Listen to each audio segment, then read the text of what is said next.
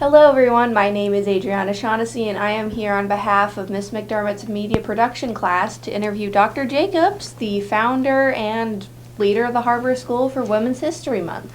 So, Dr. Jacobs, is there anything you'd like to say about Women's History Month? Yes, Women's History Month is very, very important. And it comes on the heels of Black History Month. And sometimes Women's History Month gets shortchanged, and that makes me sad.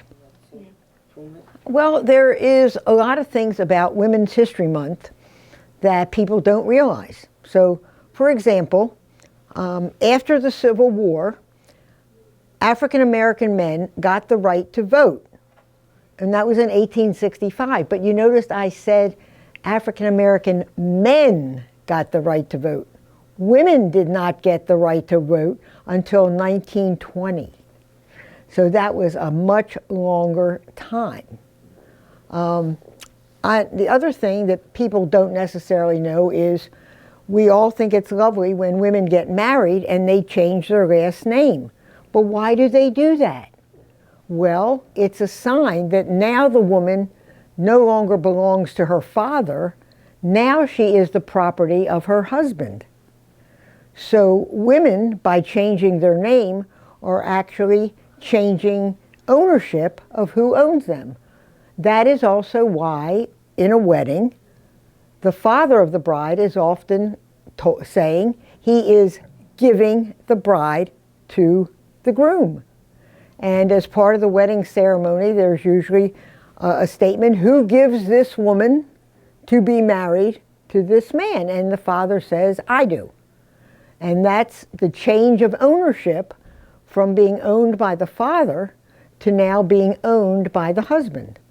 So women do that willingly, although today there are many more women who are not changing their family name when they get married.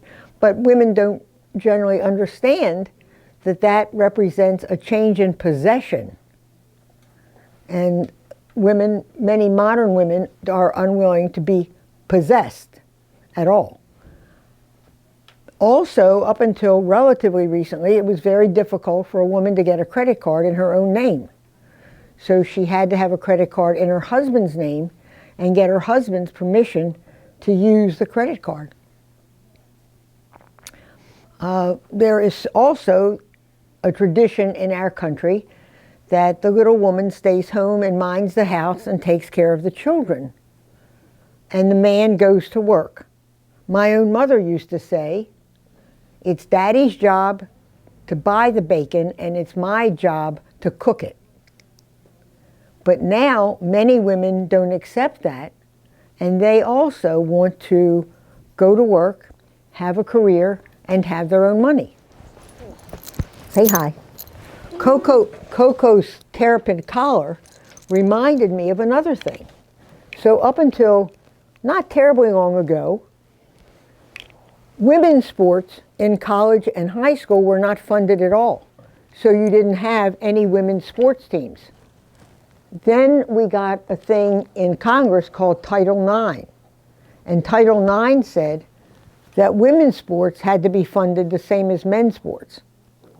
And now, yesterday, say, yay, Coco, yay! The University of Maryland Women Terrapins won their game, and they are now going into the Sweet 16 of the NCAA tournament.